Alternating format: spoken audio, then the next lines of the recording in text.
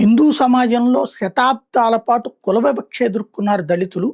కాబట్టి దళిత సామాజిక వర్గం అభ్యున్నతి విద్య, అలాగే ఉద్యోగాలలో ఆర్థికంగా వాళ్ళు ఎదిగితే అప్పుడు వివక్ష పోతుంది అన్న ఉద్దేశంతో పెట్టిన రిజర్వేషన్స్. ఆ రిజర్వేషన్స్ 10 సంవత్సరాలు మాత్రమే ఉండాలని అంబేద్కర్ గారు చెప్పారు. అయితే ప్రతి 10 ఏళ్లకి ఒకసారి ఎక్స్టెండ్ అవుతూ 77 ఏళ్ల నుంచి నడుస్తూనే ఉంది. అయితే తర్వాత కాలంలో దళితులు వివక్షకు వ్యతిరేకంగా మతం మారారు. క్రైస్తవంలో అయితే ఎట్లాంటి వివక్ష ఉండదని అటువైపుకి వెళ్ళారు. కానీ అలా మతం మారినప్పుడు వివక్ష కారణంగా ఇవ్వబడినటువంటి రిజర్వేషన్ కాబట్టి వివక్ష లేని మతంలోకి వెళ్ళానన్నప్పుడు ఇంకా ఆ రిజర్వేషన్ వర్తించదని దళితులు అలాగా క్రైస్తవంలోకి మళ్ళీతే బీసీ కేటగిరీలోకి వెళ్ళేటటువంటి విధంగానే ఆనాడు మెన్షన్ చేయబడింది. అయితే అందుకనినే అట్లా ఎస్సీకి ఉన్నటువంటి రిజర్వేషన్ బీసీకి అంత ఉండదు కాబట్టి, అంటే ఉద్యోగాలు వీటిట్లో వచ్చేటప్పటికి తేడా ఉంటుంది కాబట్టి ఎస్సీ రిజర్వేషన్ అలాగే కొనసాగిస్తున్నారు. దేశంలో దాదాపుగా 70-80% మంది దళితులు మతం మారినా కూడా తమ పుస్తకాలు, తమ పేపర్లు, తమ రికార్డుల్లో మాత్రం ఎస్సీలుగానే ఉంటున్నారు. 30% మంది మాత్రమే మతం మారినటువంటి సందర్భాన్ని మెన్షన్ చేసుకుంటూ వస్తున్నారు. ఇదే సందర్భంలో మతం మారినా కూడా రిజర్వేషన్లు ఇస్తామని అప్పట్లో సోనియా గాంధీ హామీ ఇచ్చింది.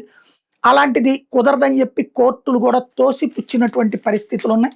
ఇక రాజ్యాంగ ధర్మాసనం దాకా వెళ్ళడానికి సిద్ధపడ్డటువంటి సందర్భాలు ఉన్నాయి.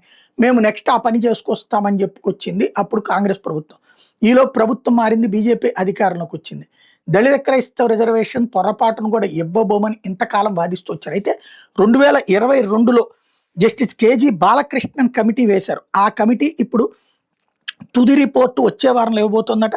క్రైస్తవం, ఇస్లాం మతాల్లోకి మారిన దళితులకి ఎస్సీ గుర్తింపు లభిస్తుందా లేదా అన్న కీలక అంశం మీద అధ్యయనానికి ఏర్పాటైన జస్టిస్ కేజీ బాలకృష్ణ కమిషన్ తన నివేదిక మీద తుది కసరత్తు జరుగుతోంది. మరో వారం రోజుల్లో నివేదిక పూర్తవుతుంది. జస్టిస్ బాలకృష్ణ ఆంధ్రజ్యోతి వాళ్ళకి చెప్పుకొచ్చారట. 3 సభ్యులతో కొన్ని ఈ కమిషన్ కేంద్ర ప్రభుత్వం 2022 అక్టోబర్లో ఏర్పాటు చేసింది. ఎస్సీ గుర్తింపులకు సంబంధించిన 1950 నాటి రాజ్యాంగ షెడ్యూల్ క్యాస్ట్ ఆదేశం మార్గదర్శకాల మేరకు ఈ అంశాన్ని పరిశీలించాలని కమిషన్ ప్రభుత్వం విధి విధానాలు నిర్ణయించింది. ప్రస్తుతం హిందూ, బౌద్ధ, సిక్కు మతాల్లోని దళితులకే ఎస్సీ హోదా లభిస్తోంది.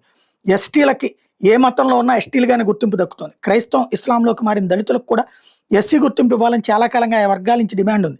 దీన్ని పరిశీలించాల్సిన ప్రభుత్వం జస్టిస్ బాలకృష్ణ కమిషన్ నియమించింది. కమిషన్కి ఇచ్చిన 2 ఏళ్ల గడువు 2024లో ముగిసినప్పటికీ కేంద్రం గడువును పలుమార్లు పొడిగించింది. తాజా గడువు ఈ నెల 10తో ముగిసింది. మరి దళిత క్రైస్తవులు, ముస్లింలకు ఎస్సీ గుర్తింపు అంశం సుప్రీంకోర్టు ఎదుట గత 20 ఏళ్లుగా పెండింగ్లో ఉంది. తాజాగా ఆంధ్రప్రదేశ్ చెందిన ఒక క్రైస్తవ పాస్టర్ ఎస్సీ గుర్తింపును సుప్రీంకోర్టు రద్దు చేసిన నేపథ్యంలో ఏమొస్తుందో చూడాలి.